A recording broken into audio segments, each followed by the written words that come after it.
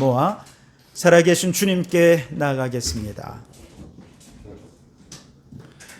여호와의 영광이 나타나고 모든 육체가 그것을 함께 보리라. 그가 여호와의 능력과 그 하나님 여호와의 이름의 위엄을 의지하고 서서 목축하니 그들이 거주할 것이라. 이제 그가 창대하여 땅끝까지 미치리라.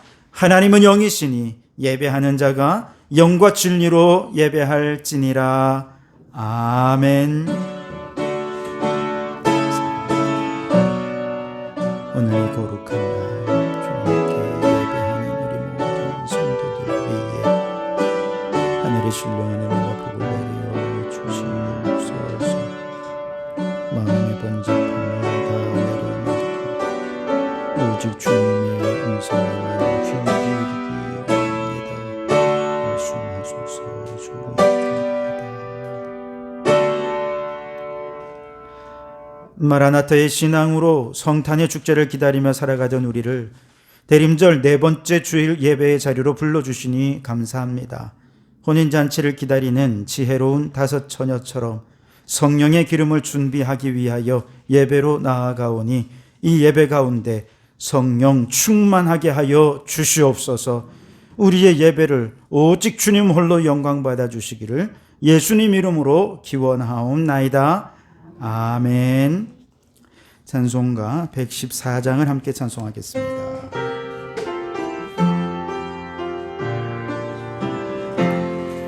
그 어린 주 예수를 자리 없어 그 귀하신 몸이 구유에 있네. 저 하늘의 별들 반짝이는데 그 어린 주 예수 골 위에 자네. 저 육축 소리에 악이 잠겠나. 그 순하신 예수 우시지 않네. 귀하신 예수를 나 사랑하니 새날이 밝도록 함께 하소서. 주 예수 내 곁에 가까이 계셔 그 한없는 사랑을 베푸시고 온 세상 악이들 다 품어주사 주 품 안에 안겨 살게 하소서.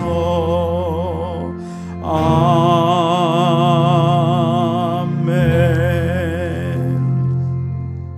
성시교독은 교독문 118번입니다.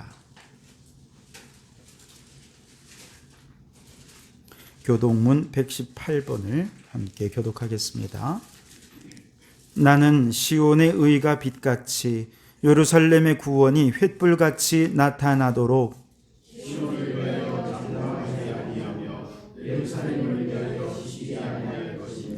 이방 나라들이 내 공의를 뭇 왕이 다 내 영광을 볼 것이요.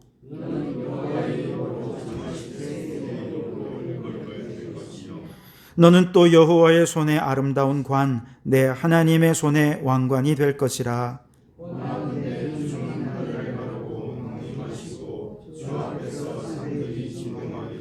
불이 섭을 사름이여 불이 물을 끓임 같게 하사 주의 원수들이 주의 이름을 알게 하시며 이방 나라들로 주 앞에서 떨게 하옵소서. 주께서 강림하사 우리가 생각하지 못한 이런 일을 행하시던 그때에 산들이 주 앞에서 진동하였사오니 주 외에는 자기를 앙망하는 자를 위하여 이런 일을 행한 신을 옛부터 들은 자도 없고 귀로 들은 자도 없고 눈으로 본 자도 없었나이다. 아멘. 이 시간은 지난 한 주간 우리의 삶의 여러 가지 죄악들을 주님께 고백하며 참회의 기도를 드리겠습니다. 하나님, 지난 한 주간을 돌아봅니다. 하나님께 영광을 돌려드리기 바르게 했던 날이 더 많았으면 고백하오니 용서하여 주시옵소서. 수많은 유혹 가운데 반석 같은 믿음을 지키기보다 흔들리는 바다 물결같이 요동할 때가 더 많았음을 고백하오니 용서하여 주시옵소서. 우리의 입술에 늘 감사와 찬송이 넘쳐나야 했건만 불평과 불만으로 가득했던 시간이 더 많았음을 고백하오니 용서하여 주시옵소서. 주님이 내 삶의 주인 되시기보다 내가 삶의 주인 되어 살았던 우리의 모든 죄를 용서하여 주시옵소서. 여기 우리를 용서하신 주님의 용서의 말씀이 있습니다. 이날에 너희를 위하여 속죄하여 너희를 정결하게 하리니 너희의 모든 죄에서 너희가 여호와 앞에 정결하리라. 아멘.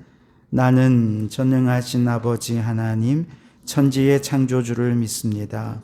나는 그의 유일하신 아들 우리 주 예수 그리스도를 믿습니다.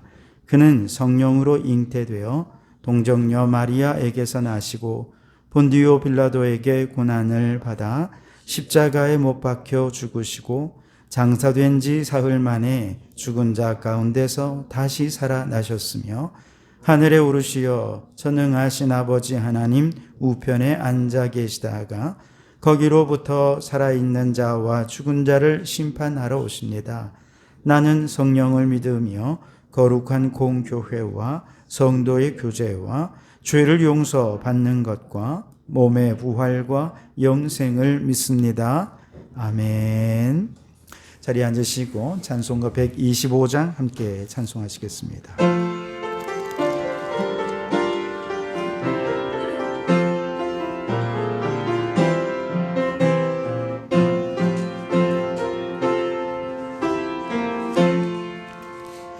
천사들의 노래가 하늘에서 들리니 산과 들이 기뻐서 메아리쳐 울린다.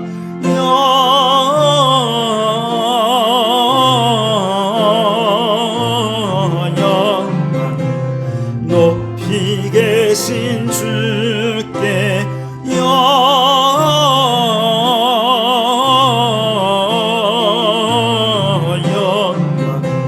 높이 계신 주님께 한밤중에 목자들 양떼들을 지킬 때 아름다운 노래가 청아하게 들린다.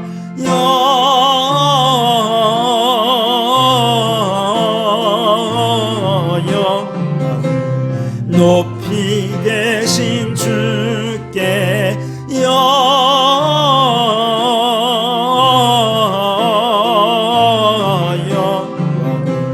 높이 계신 주님께 베들레헴 달려가 나신 아기 예수께 굴어 경배합시다. 탄생하신 아기께 영광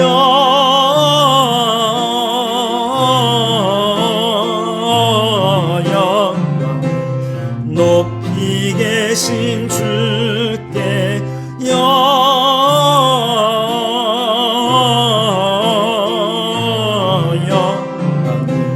높이 계신 주님께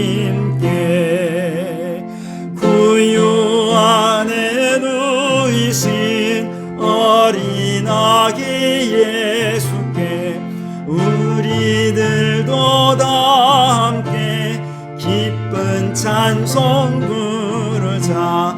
영광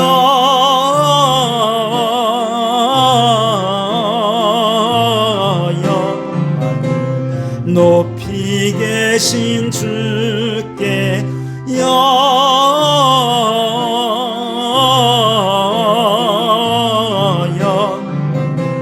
높이 계신 주님께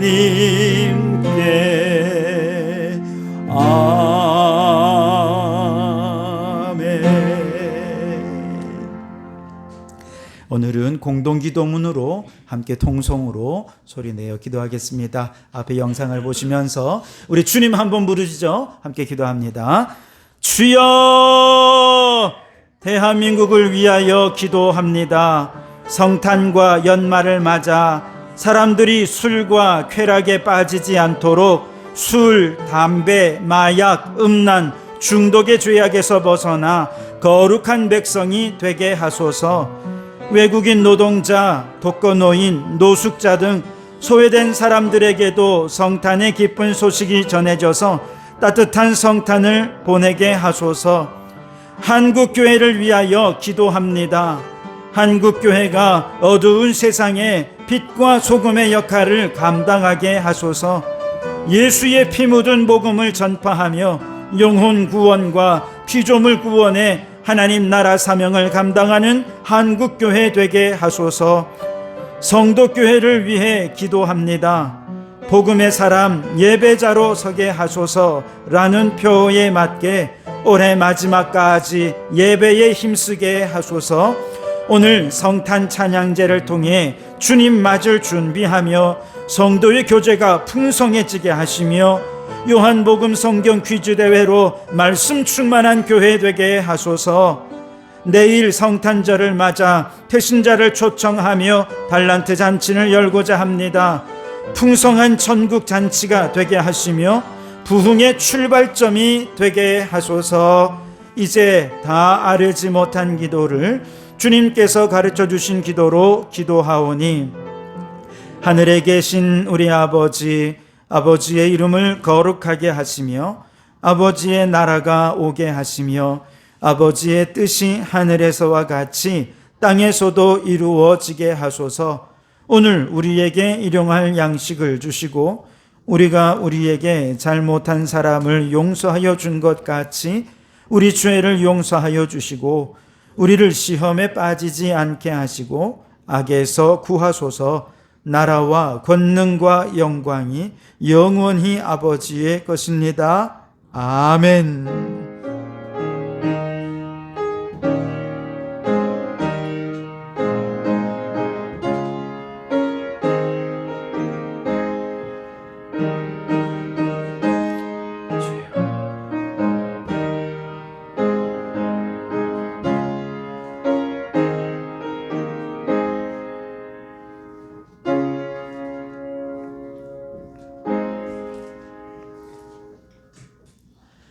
오늘 이 시간 우리에게 주시는 하나님의 말씀은 요한복음 18장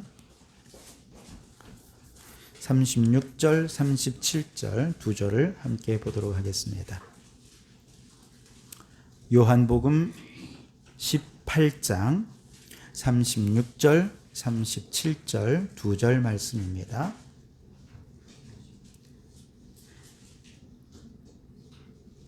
하나님의 말씀을 경청하시기 바랍니다.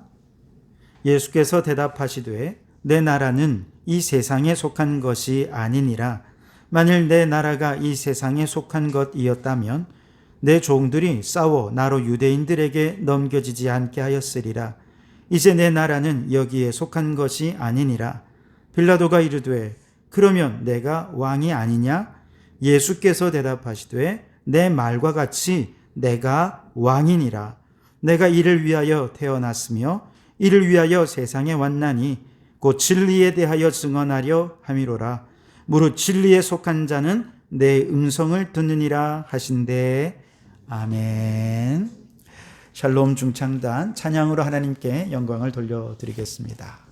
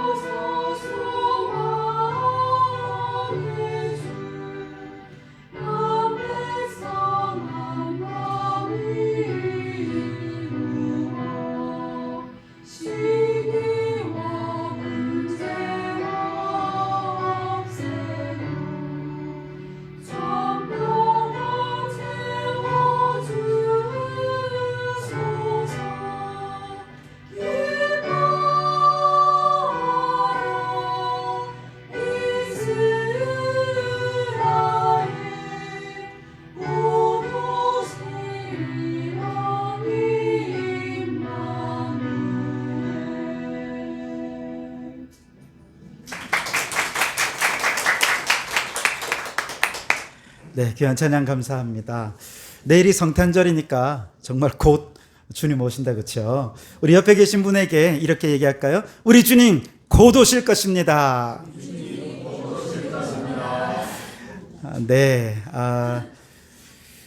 이번 겨울은 그 엘니뇨 현상 때문에 다른 해보다 평균적으로 따뜻하대요. 그런데 그러다가 이제 추울 때가 되면 한파가 그냥 엄청난 한파가 몰려와서 아주 사람들을 괴롭힌다는 겁니다. 이런 이상 기온이 있는데요.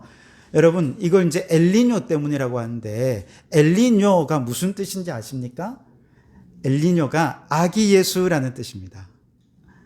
그 페루하고 칠레 연안에 바다 온도가 따뜻해지면서 정어리가 안 잡히는 여기서 이제 이 현상이 비롯되었는데요.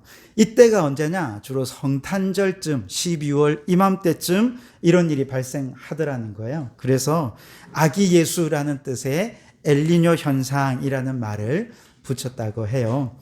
어찌되었든 이상기후가 정말 피부로 와닿는 이 추운 계절에 여러분 건강하시고 이 계절을 힘있게 잘 이겨내는 우리 성도들이 되실 수 있길 바랍니다. 우리 앞뒤 좌우로 다시 한 번 더 인사하겠습니다. 추운 날씨에 건강하십시오.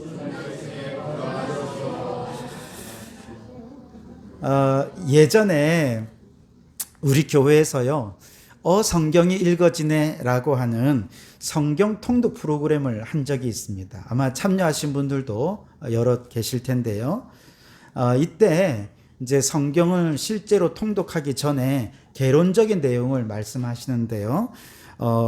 가장 중요한 것은 성경을 그냥 읽는 것이 아니라 하나의 관점을 가지고 읽는 게 중요하다라고 이야기를 합니다. 그렇다면 어떤 관점으로 성경을 읽는 것이 좋으냐? 바로 이 프로그램에서 우리에게 제시한 것은요, 성경은 누가 왕이냐를 다룬 왕싸움의 이야기다 라고 하는 관점으로 성경을 읽게 하는 것이죠. 그래서 여러분 저를 한번 따라해 주시겠습니까? 성경은 누가 왕이냐를 다룬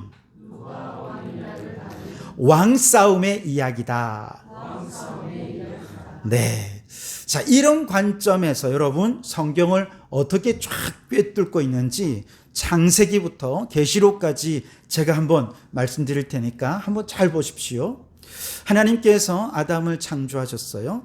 그리고 제일 먼저 하신 일은 하나님은 통치자고 아담은 하나님의 통치를 받는 자라고 하는 존재론적인 위치를 규명한 것인데 바로 이 계약의 공증서가 선악과라는 것이죠. 무슨 말이냐 하면 항상 아담이 선악과를 볼 때마다 어떤 생각을 해요? 하나님은 창조주고 나는 피조물이야. 하나님은 통치자고 나는 통치받는 자야. 라고 하는 존재론적인 이 위치를 분명하게 하면서 끊임없이 겸손하게 하나님을 섬기도록 하신 것이 선악과의 목적이라는 것이죠.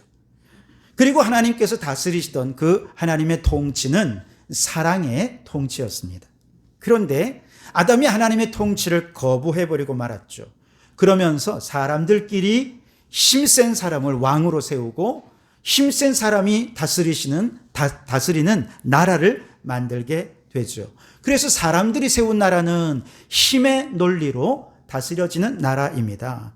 그 힘으로 어떻게 합니까? 주변 국가들, 주변 나라들을 정복하고 그리고 이제 그 식민지로 삼고 그러면서 주변 나라들을 향해 점점 영토를 확장해 가고 그리고 그 과정에서 많은 사람들이 죽고 다치고 노예가 되고 힘없는 사람들은 그 통치 아래에서 정말 소수의 특권층을 위해 노예로 천민으로 차별당하고 억압당하면서 고통 중에 살아가는 것이 이 세상 나라였다는 것이죠. 그런데 생각해 보면 과거 고대 시대에만 그런 게 아니고요. 오늘 21세기인 이 시대에도 그렇게 다르지 않을 것 같습니다. 오늘도요, 부익부 빈익빈의 아주 심각한 격차 속에서 가진 자들은 그들의 기득권을 지키기 위해서 그들만의 캐슬, 왕국을 만들지 않습니까?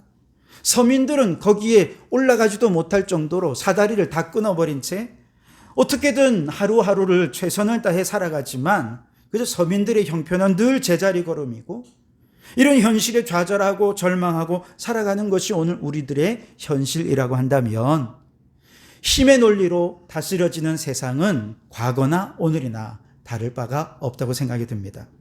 자, 그래서 우리의 진정한 왕이신 하나님께서는 힘의 논리로 다스려지는 탐욕과 욕망의 나라가 아니라 사랑으로 다스리시는 하나님의 나라의 모델이 되는 한 나라를 세우고자 계획을 하십니다. 이를 위해 누구를 세웁니까? 아브라함을 세우고 그 나라 국민을 만들기 위해 그 가족들을 애굽으로 들여보내는 얘기, 창세기입니다. 그래서 창세기는 따라해 볼까요? 국민 만들기. 창세기 얘기는 하나님 나라 국민을 만드는 얘기라는 거예요.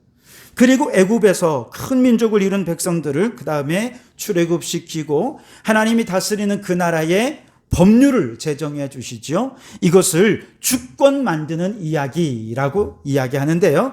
이게 출애굽기, 레위기, 민수기, 신명기까지가 따라할까요? 주권 만드는 이야기. 자, 이제 국민이 있죠. 주권도 생겼습니다. 그러면 나라가 세워지기 위한 마지막 세 번째 조건이 뭘까요? 영토가 필요하겠죠. 영토가. 그래서 여호수아가 가나안을 정복하는 여호수아서는 영토 만드는 이야기입니다. 따라합시다. 영토 만드는 이야기. 자, 이렇게 국민, 주권, 영토, 나라가 구성될 수 있는 세 가지 요소가 이제 완성이 되었으니 가나안 땅에 정착한 이 백성들에게 하나님께서 요청하시는 것은요, 하나님의 백성답게 살아라 하는 것입니다. 그것이 사사기서부터 이제 열왕기상하, 사무엘상하, 열왕기상하, 역대상하 쭉 이런 내용이고요. 하나님 백성대로 제대로 살지 못하는 그들을 향해 예언자들을 보내서 이제 하나님의 메시지를 전한 것이 예언서입니다. 그런데 아무리 선지자를 보내도 이 백성들이 하나님의 백성답게 살지 못하자 결국 바벨론을 통해서 이 나라를 무너뜨리고 포로로 끌려가게 되죠. 포로로 끌려갔던 이 백성들이 다시 돌아올 때 그들이 다시 하나님 성전을 짓고 말씀 중심으로 그렇게 세우려 하는 노력들이 에스라서, 느헤미야서 이런 얘기입니다. 그래서 여러분, 구약의 역사서부터 예언서까지의 모든 내용은 저를 따라해 볼까요? 하나님 백성답게 사는 이야기. 그러나 하나님을 왕으로 섬기지 못하고 결국 자기 소견에 옳은 대로 행하던 백성들이 마지막까지 회개하지 않아서 마지막까지 회개를 촉구하는 것이 이제 스가랴, 말라기서까지입니다. 구약이 이제 끝이 난 거죠. 그 후에 몇 년 동안, 400년 동안 하나님께서 선지자로도 꿈으로도 말씀하지 않는 침묵의 시기가 이어지게 됩니다. 그러다가 이제 지금까지는 인간의 대리 통치자를 세워서 이 나라를 다스려보려 했지만 이제는 최후의 수단으로 대리 통치자가 아닌 진짜 왕이 이 땅에 오시게 되는데요. 바로 예수 그리스도죠. 그래서 사복음서, 예수님의 이야기가 담겨있는 사복음서는 저를 따라해 주십시오. 왕 되신 예수님 이야기. 좀 이따가 사복음서의 내용을 좀 더 자세히 살펴보도록 하고요. 그리고 이제 예수님을 그 마음의 왕으로 모신 사람들이 마음의 천국을 이루고, 그리고 마음의 변화를 받은 사람들이 이제는 율법이 아니라 은혜로, 힘이 아니라 사랑으로, 진리로 다스려지는 공동체를 이루게 되는데 바로 교회이지요. 그 교회를 통해 하나님이 다스리시는 하나님 나라가 온 세상으로 확장되는 얘기가 사도행전과 바울 서신과 여러 서신들인 것이죠.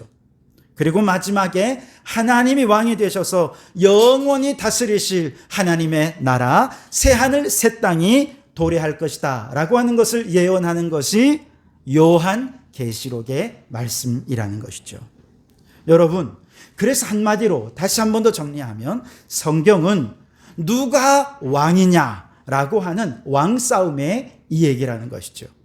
힘의 논리로 다스리는 세상의 왕이나 혹은 대통령의 통치 아래서는 고통과 좌절과 절망밖에 없어요. 그러나 예수 그리스도를 왕으로 모시고 그 마음에 하나님의 나라가 이루어지면 그들을 통해 내 마음속에 하나님께서 다스리시는 하나님의 통치가 이루어지게 되고, 그들이 함께 모여 예수님으로 마음의 천국을 이룬 사람들이 함께 모여 사랑의 공동체를 이루게 되면 그곳에 병든 자, 가난한 자, 장애인, 남녀노소 모든 사람이 차별 없이 행복한 하나님의 나라를 이루게 되는데, 바로 이것이 교회에 주어진 사명이라는 것이죠. 자, 이처럼 이 땅에 하나님의 나라를 이루기 위해 우리의 왕으로 오신 분이 바로 예수 그리스도이신 줄 믿습니다. 마태복음 말씀을 보면요, 아브라함과 다윗의 자손 예수 그리스도의 계보라라고 하는 말씀으로 시작을 하죠. 아브라함으로부터 시작되어서 다윗을 이어서 이스라엘의 왕의 계보를 따라 탄생하신 진정한 왕이 바로 예수 그리스도다. 마태복음 끝. 마가복음은요, 누가복음 3장 말씀을 보면 예수님의 계보는 반대로 예수님부터 시작해서 이제 예수님의 아버지, 할아버지 쭉쭉쭉쭉 올라가서 아브라함에까지 올라가서 더 위로 올라가는데 아담에까지 올라가더니 이 그 계보의 마지막은 어디까지 올라가느냐? 하나님까지 계보가 연결이 됩니다. 이게 누가복음이에요. 그래서 누가복음은요, 예수님은 단지 우리 인간만의 하나님이 아니라 온 우주 만물을 창조하시고 다스리시고 만물을 통치하시는 만왕의 왕이 되셔서 온 세상을 다스린다라고 하는 것을 강조하는 것이 누가복음의 얘기예요. 누가복음 끝. 그 다음에 마가복음 1장 15절 말씀에 보면 예수님께서 공생애를 시작하면서 가장 먼저 외쳤던 말씀이 때가 찼고 하나님의 나라가 가까이 왔으니 회개하고 복음을 믿으라. 예수님이 이 땅에 오신 이유가 하나님 나라를 선포하시고 하나님 나라를 이루기 위해 오셨다는 것이죠. 그리고 이제 오늘 우리가 읽은 요한복음 18장 말씀에 보면 이제 예수님께서 빌라도 앞에서 내가 왕이다 라고 예수님의 입으로 직접 자신이 왕 되심을 선포하는 내용이 오늘 본문 내용입니다. 오늘 본문의 상황은 말씀드린 대로 예수님께서 체포당하시고 빌라도 앞에서 신문을 받으시는 상황이지요. 유대인들은 예수님이 자기가 막 하나님이라 그러는 거예요. 그리고 유대인들이 아주 금쪽같이 여기는 그 안식일의 계명을 자꾸 어기는 것입니다. 그리고 그것이 어떻게 위협이 됐냐면 자신들이 공고히 세워온 종교적인 카르텔의 질서를 무너뜨리고 그들의 기득권을 무너뜨리면서 사람들에게 자꾸 하나님 나라의 소망을 준다는 것이죠. 그런 예수님이 마음에 들지 않았던 유대인들이 예수님을 신성모독이라고 하는 죄명으로 어떻게든 죽이고 싶었지만 유대율법은 당시 이제 유대는 로마의 복속이 되어 있었기 때문에 유대인의 법으로는 사람을 사형시킬 수가 없는 거죠. 그래서 로마의 총독 빌라도에게까지 지금 이제 신문을 받으러 온 것입니다. 그러나 신성모독이라고 하는 이 죄는 유대인들에게는 사형에 해당하는 죄일지 모르지만 로마의 법에서는 죄로 취급도 안 하거든요. 그래서 유대인들이 어떻게든 로마의 법에 저촉되는 걸 찾아야 되겠는데 찾고 찾다가 어떤 죄명을 찾았느냐? 예수가 자신을 왕이라고 했어. 그러면서 황제 반역죄로 걸어서 로마의 법정에 고발하게 된 것입니다. 빌라도는 사실 이러한 저간의 사정들을 이미 다 보고를 받아서 알고 있었죠. 유대인들이 왜 이런 고발을 하는지도 알았지만 그러나 어떻게든 고발을 했으니까 또 신문은 해야 되지 않겠습니까? 그래서 이제 로마의 법으로 어떻게든 그를 사형시킬 명분을 하나하나 찾아보지만 도저히 찾을 수가 없는 거예요. 그렇게 신문을 하던 과정에서 빌라도가 예수님께 질문한 내용이 뭐냐? 내가 유대인의 왕이냐라고 하는 것입니다. 무슨 뜻입니까? 네가 진짜 황제에 대해 반역을 꾀했느냐라고 하는 질문이죠. 이에 대해서 예수님께서 오늘 36절에서 이렇게 말씀하십니다. 우리 36절 말씀을 같이 한번 읽어보겠습니다. 시작. 내 나라는 죄송합니다. 네, 36절 맞죠? 예, 시작. 예수께서 대답하시되 내 나라는 이 세상에 속한 것이 아니니라. 만일 내 나라가 이 세상에 속한 것이었다면 내 종들이 싸워 나로 유대인들에게 넘겨지지 않게 하였으리라. 이제 내 나라는 여기에 속한 것이 아니니라. 아멘. 자, 예수님께서는요, 내 나라는 여기에 속한, 이 세상에 속한 것이 아니라는 거예요. 예수님이 아무리 왕이 되신다 하더라도 예수님의 나라가 세상에 속한 것이 아니라고 한다면 황제 반역죄는 사실 무의미해지는 것이 되는 것 아니겠습니까? 이에 대해 빌라도가 재차 물어요. 그러면 너는 왕이 아니냐라고 묻죠. 이에 대해 예수님께서는 37절에서 이렇게 말씀하십니다. 우리 같이 한번 37절 말씀도 읽어보겠습니다. 시작. 빌라도가 이르되 그러면 내가 왕이 아니냐? 예수께서 대답하시되 내 말과 같이 내가 왕이니라. 내가 이를 위하여 태어났으며 이를 위하여 세상에 왔나니 곧 진리에 대하여 증언하려 함이로라. 무릇 진리에 속한 자는 내 음성을 듣느니라 하신대. 아멘. 예수님의 입으로 예수님이 왕이심을 선포하셨어요. 그리고 말씀하십니다. 내가 이를 위하여 태어났고 이를 위하여 세상에 왔다.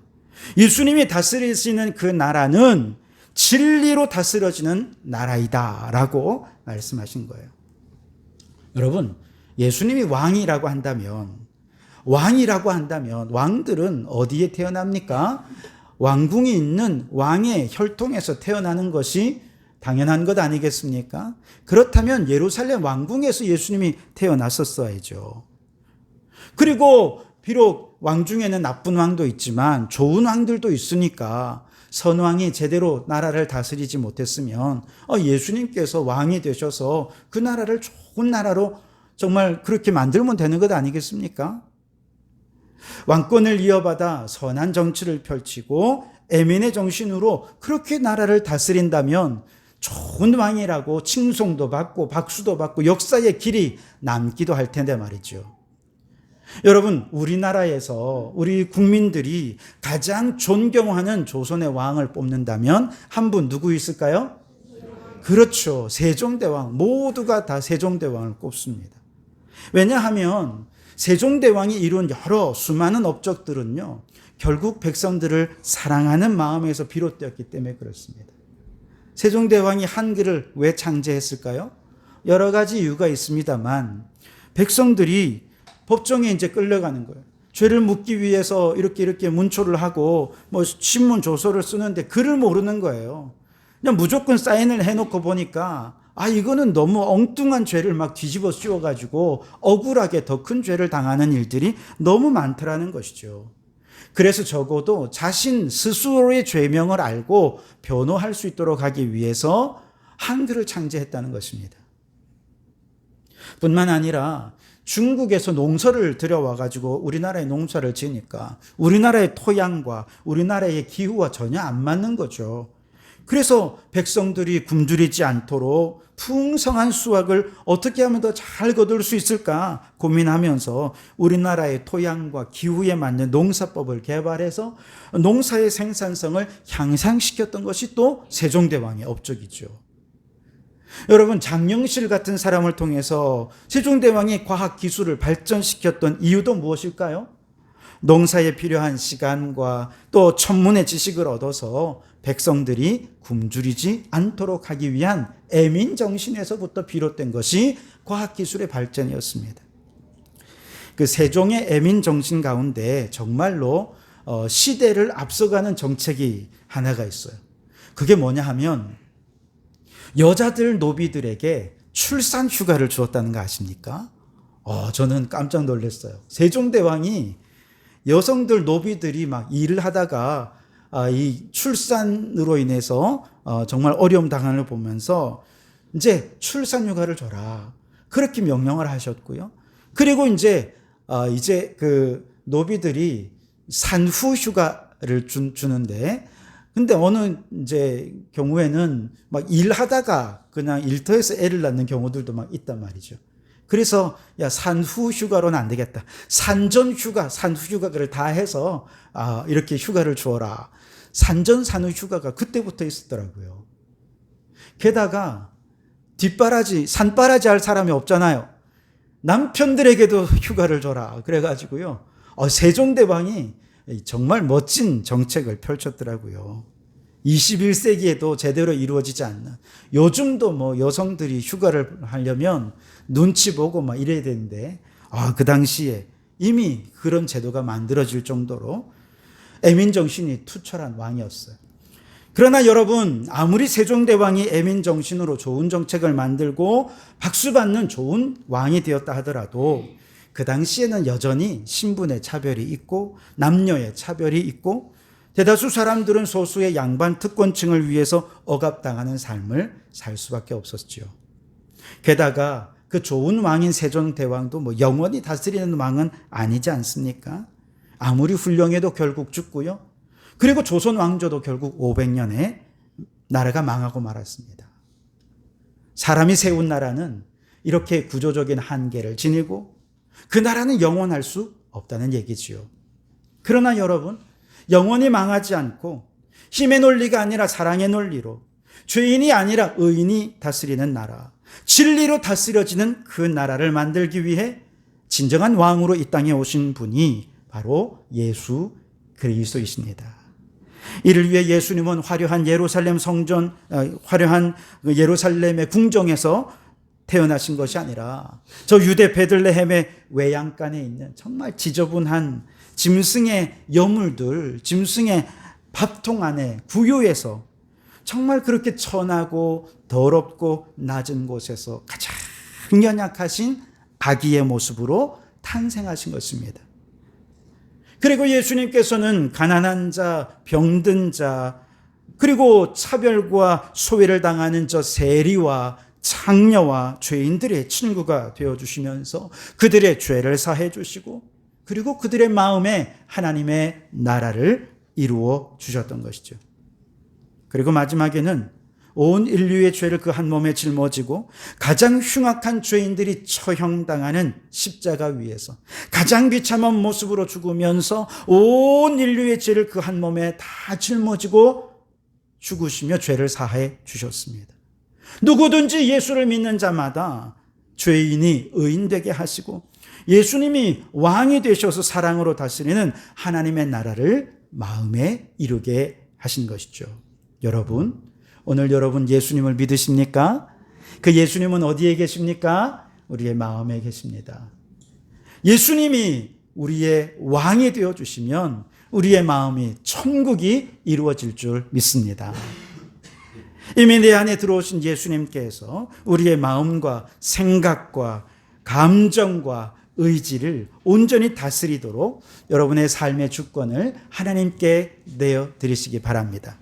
그래서 오늘 우리의 마음에 천국을 이루며 항상 기뻐하고 범사에 감사하며 살아가는 우리 성도들이 되시기 바랍니다. 우리 옆에 계신 분에게 이렇게 얘기합시다. 예수님을 왕으로 모시고 마음 천국을 이룹시다. 자, 여러분, 이렇게 마음의 천국을 이룬 성도들이 함께 모인 우리 성도교회의 머리는 누구이십니까? 예수 그리스도이십니다. 예수님이 교회의 머리가 되십니다. 우리 교회가 존재하는 이유가 무엇입니까? 예수님을 나의 왕으로 모셔서 내 마음의 천국을 이룰 뿐만 아니라 우리 교회의 천국 같은 공동체를 이루고 더 나아가 예수님처럼 가난하고 소외되고 차별받는 이웃들을 향해 주님의 사랑과 죄 사함의 복음을 전하며 이웃들의 마음에도 예수님을 모시고 마음의 천국이, 그들의 가정에도 예수님이 왕이 되시는 가정천국이, 이 지역사회와 나라와 민족에도 예수님이 왕이 되시는 하나님의 나라를 이루도록 주님의 십자가를 지고 더 낮은 곳으로 내려가며 섬기며 희생하는 삶을 살도록 하기 위해 주님께서 우리를 교회 공동체로 불러 모아 주신 줄 믿습니다. 오늘은 이제 대림절 마지막 주일이고 내일 우리는 주님을 탄생을 맞이하게 될 것입니다. 이 성탄절에 많은 분들이, 어떤 분들은요, 예수님의 탄생일이 12월 25일이 아니래. 로마 황제의 무슨 태양신을 섬기던 날을 예수님의 생일로 삼았대. 이런 것 가지고 논쟁을 합니다만, 여러분, 그건 전혀 중요한 게 아닙니다. 중요한 것은 예수님이 왜 오셨느냐, 오늘 우리에게 예수님의 탄생은 어떤 의미를 지내느냐라고 하는 것입니다. 성탄절을 맞이할 때마다 화려한 백화점의 거대한 트리 앞에서 사진도 찍고, 그리고 트리 밑에 선물을 보며 이번 성탄절에는 어떤 선물을 받을까? 여러분, 그거 생각하는 게 성탄절이 아니라는 거예요. 이 성탄의 계절에 먼저 우리 성도교회 모든 성도들이 예수님을 왕으로 모시는 마음 천국, 우리 성도교회의 예수님이 진정한 왕인지 돌아보며 우리가 예수님의 명령에 순종하며 살아가는 우리 교회가 천국을 이루고 있는지를 돌아보기 바랍니다. 오늘은 특별히 오후에 성탄 찬양제도 있고 퀴즈 대회도 있고, 우리 성도들이 그동안 준비한 여러 가지 주님의 탄생을 축하하는 잔치를 벌이게 되는데요. 여러분, 이 시간 예수님이 우리를 다스리시는, 예수님이 우리의 주인 되시고 왕이 되시는 그런 교회가 천국을 이루게 되는 시간들이 될 수 있기를 바랍니다. 천국의 기쁨과 행복을 맛보는 시간들이 될 수 있기를 바랍니다. 그리고 더 나아가서 이 성탄의 계절에 누가 소외되고 외로워하고 고통당하고 있는가, 이런 걸 생각하면서 그들에게 진정한 왕이 되시는 예수님의 사랑과 구원의 복음을 전하는 우리 성도들이 되시기 바랍니다. 그래서 마음의 천국을 이루어 예수님의 이름으로 그 상처가 치유받고, 그 가정에 예수님이 주인 되셔서 가정의 아픔과 상처가 고침받고 치유받고, 예수님이 이 사회 속에 왕이 되셔서 이 사회의 갈등과 분열이 사라지고 참된 회복의 역사가, 하나됨의 역사가 일어나게 하는 것, 이것이 성탄의 계절에 주님이 우리에게 명령하신 명령인 줄 믿습니다. 왕 되신 예수님이 다스리는 곳마다 죽음이 변하여 생명이 되고 절망이 변하여 소망이 되는 생명과 소망 가득한 이 성탄의 계절을 함께 만들어갈 수 있기를 주님의 이름으로 축원합니다. 기도하겠습니다. 오 하나님, 낮고 천한 우리의 마음에 아기 예수님으로 찾아오신 주님, 우리의 왕이 되셔서 마음 천국을 이루게 해 주시옵소서. 누추한 우리의 가정에 우리의 왕으로 찾아오셔서 가정의 상처와 아픔을 치유하여 주셔서 가정의 천국을 이루게 해 주시옵소서. 갈등과 분열과 대립이 극심한 이 나라 위에 주여 어서 오셔서 이 나라를 천국으로 변화시켜 주시옵소서. 지금도 우크라이나와 러시아 간에, 이스라엘과 하마스 간에 전쟁이 일어나고 있는 이 시대에 평화의 왕 되신 주님 오셔서 모든 전쟁이 끝이 나고 주님의 평강이 온 땅에 가득해지는 역사가 일어나게 하여 주시옵소서. 예수님 이름으로 기도하옵나이다. 아멘. 우리 예수님을 우리의 왕으로 고백하며 찬양하면서 준비한 예물을 드리겠습니다.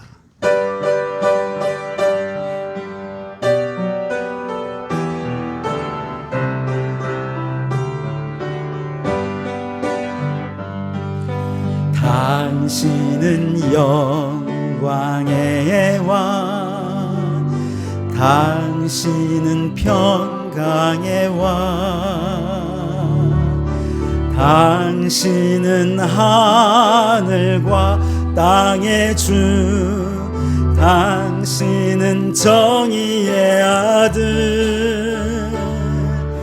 천사가 무릎 꿇고 예배하고 찬송하네. 영원한 생명 말씀, 당신은 예수 그리스도 주. 호산나 다윗의 자손,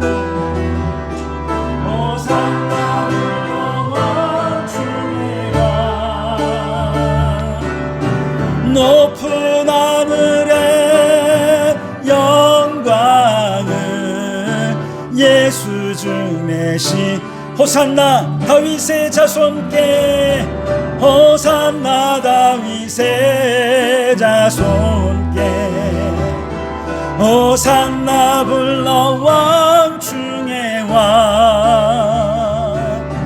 높은 하늘의 영광을 예수 주 메시아네.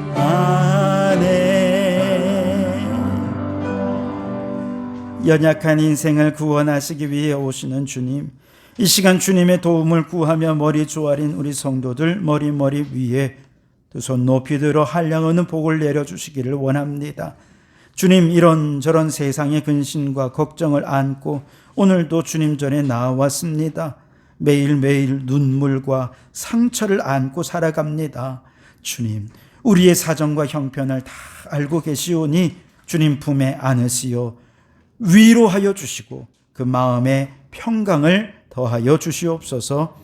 육신의 질병을 주님께 맡깁니다. 질병과 싸우는 성도들 주여 치료하시고 고쳐 주시옵소서. 특별히 추운 날씨에 감기에 걸렸거나 연로하셔서 몸이 사약해지신 어르신들 붙잡아 주시어서 온전히 고침받게 해 주시옵소서. 영혼이 잘 되어야 범사가 잘 된다 하셨습니다. 예배를 통해 영혼이 안식을 얻고 영적 평안함 속에서 인생의 성공자로 살아가는 저희들이 되게 해 주시옵소서. 하나님께서 만드신 가정 공동체 위에 화목의 영으로 임재해 주셔서 사랑 넘치는 화목한 공동체가 되게 하시고 우리의 자녀들이 하나님 안에 꿈꾸고 그 꿈을 이루며 하나님의 뜻을 이루는 주의 일꾼들로 세워지게 해 주시옵소서.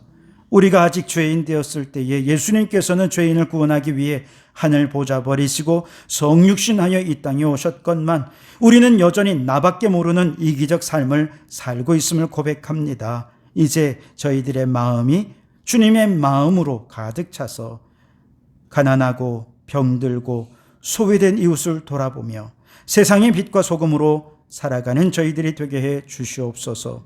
오늘도 빈손 들고 나오지 않고 주님께 예물을 준비하여 드립니다. 예물이 쓰여지는 곳마다 주님의 사랑이 흘러가며 주님의 놀라운 부흥의 역사가 일어나게 하여 주시옵소서. 예수님 이름으로 기도하옵나이다. 아멘. 할렐루야. 우리 주님의 은혜와 평강이 여러분과 여러분의 가정과 하시는 모든 일들 위에 항상 함께 하시기를 주님의 이름으로 축원합니다. 우리 앞뒤 좌우로 함께 인사 나누겠습니다. 예수님을 왕으로 모시며 살아갑시다. 네, 몇 가지 광고를 드리겠습니다. 이제 오늘은 대림절 마지막 주고요. 내일은 성탄절입니다. 오늘 마지막 주님 오시기를 준비하는 이날, 오늘 여러 가지 행사가 또 교회에서 진행이 되는데요. 성탄 찬양대회와 요한복음 성경 퀴즈 대회가 오후 1시 30분에 있습니다. 혹시 오후에 좀 중간에 준비도 해야 되면 한 30분 정도 뒤로 미룰까요? 2시에. 예. 2시에 시작하기 맞죠? 네, 2시에 그러면 진행하도록 그렇게 하겠습니다. 그리고 원래 오늘 예배 끝나고 재직회를 하려고 했는데 오늘 행사가 많아서 재직회는 다음 주로 미루고 1월 첫 주에 공동의회를 진행하도록 그렇게 하겠습니다. 오늘 오후에는요, 막판 달란트 모으기 이벤트가 있습니다. 참여하시는 것만 해도 이미 100달란트입니다. 그리고 퀴즈 대회, 또 여러 가지 사회를 보시는 김장훈 집사님께서 그냥 막 달란트를 나누어 드릴 겁니다. 그래서 오늘 받은 달란트까지 계산을 하셔서 오늘 예배 마치고 오후에 돌아가실 때에 통장을 정리해서 꼭 제출해 주시면 감사하겠습니다. 네, 내일은 이제 성탄 예배를 오전에 11시에 드립니다. 동방박사들처럼 여러분 예물을 봉투에 잘 준비해 주시면 감사하겠고요. 그리고 성탄 예배 후에 이제 3층에서 달란트 잔치가 이어집니다. 식사라든지 간식이라든지 혹은 음료나 상품들 모두가 다 달란트로 구입해서 드실 수가 있고 또 구입하실 수가 있습니다. 그러니 달란트를 오늘까지 많이 모아주시고요. 그리고 내가 가진 달란트 많이 모으셨으면 우리 다른 분들에게 또 특별히 새가족들에게 나누셔서 선물도 아주 푸짐하게 있습니다. 그 상품들도 푸짐하게 있으니까 많이 가져가시면 좋겠습니다. 네, 기타 다음 주는 이제 오전 예배 드리고 31일입니다. 그래서 밤 11시 30분에 송구영신 예배를 드리거든요. 다음 주는 오후 예배 없이 송구영신 예배로 드리는 것 잊지 마시기 바랍니다. 네, 우리 다 같이 자리에서 일어나셔서 표회 찬양하시겠습니다.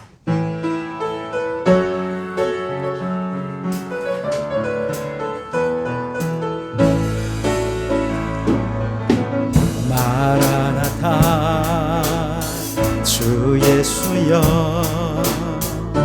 어서 오시옵소서.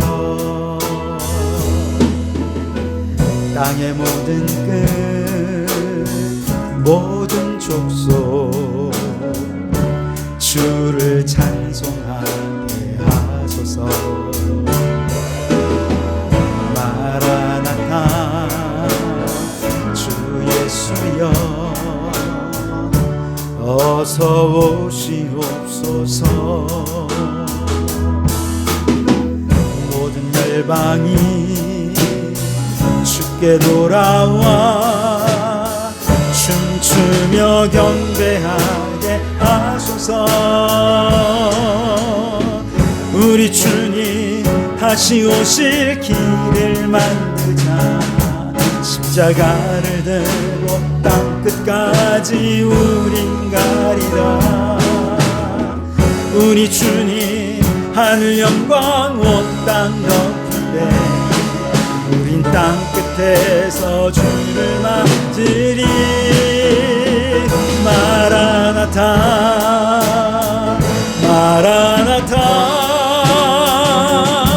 아멘 주 예수여 오시옵소서.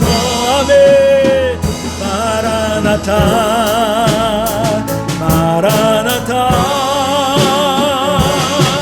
아멘 주 예수여 오시옵소서.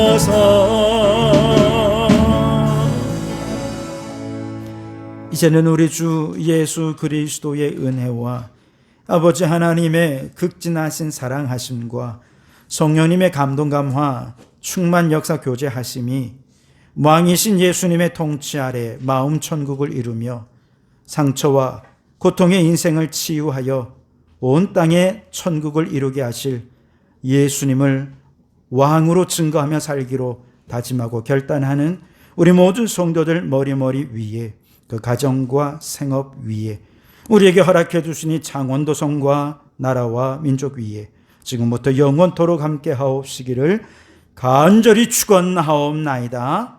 아멘.